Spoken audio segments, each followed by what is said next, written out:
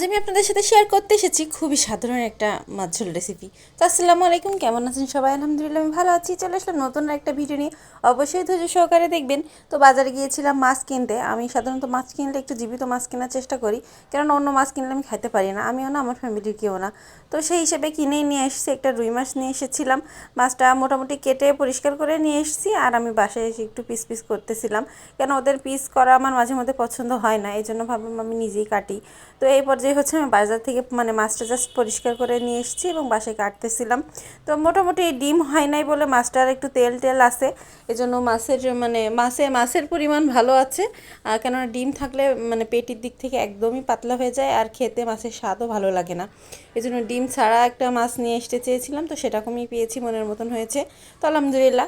তো এই পর্যায়ে আমি মাছগুলোকে সুন্দর করে পরিষ্কার করে নিয়েছি, ধুয়ে নিয়েছি। আর আমি আজকে ঝোল করব, যেহেতু আমি কাঁচাই ঝোল করব, কেননা হচ্ছে আমি টাটকা যখন মাছ কিনে নিয়ে আসি ফ্রিজে রাখার আগেই আমি ওই মাছটা চাই যে একটু কাঁচা ঝোল খেতে আর কি, না ভেজে ঝোল খেতে।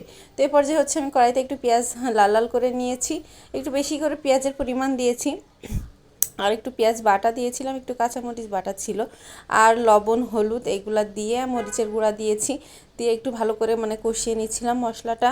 কেননা হচ্ছে মশলা সব কিছুতেই কষালে বেশি মজা লাগে, এটা অহরহমেশা আমরা সবাই জানি। পরে যখন তেল ওঠা ওঠা হয়ে গিয়েছে মশলা দিয়ে, তখন আমি হচ্ছে মাছের যে তেলটা ছিল ওটা কিন্তু আমাদের স্বাস্থ্যের জন্য অনেক ভালো, চেষ্টা করবেন খাওয়ার। তো সে পর্যায়ে হচ্ছে দিয়ে দিয়েছি, আগে দিয়ে একটু মশলা ওটা মাখিয়ে নিয়েছি, তারপরে মাছগুলো দিয়ে দিয়েছি। এরপরে মাছগুলোকে একটু জাল দিয়ে তারপরে একটু উল্টাই দিয়েছি, এপিট ওপিট করে উল্টাই দিয়েছি, যাতে মাছের গায়ে সব মশলাগুলো চলে যায়। এখন এ পর্যায়ে উপর দিয়ে একটু কাঁচামরিচ দিয়ে দিয়েছি, কারণ আমি আজকে একটু গুঁড়ামরিচ দিয়েই করতেছি, তো এবার যে একটু কাঁচামরিচটা একটু কম দিয়েছি।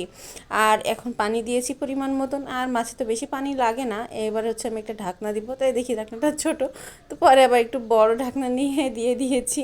পরে হচ্ছে ও জিরামরিচ গুঁড়া দিয়ে আমি উপর দিয়ে নামাই নিয়েছি। দেখছেন না, মাছের কালারটা খুবই সুন্দর আসছে, যেমন দেখতে হয়েছে খেতেও কিন্তু শিক মাসাল্লাহ অনেক ছিল। আল্লাহ হাফেজ, সবাই ভালো থাকবেন।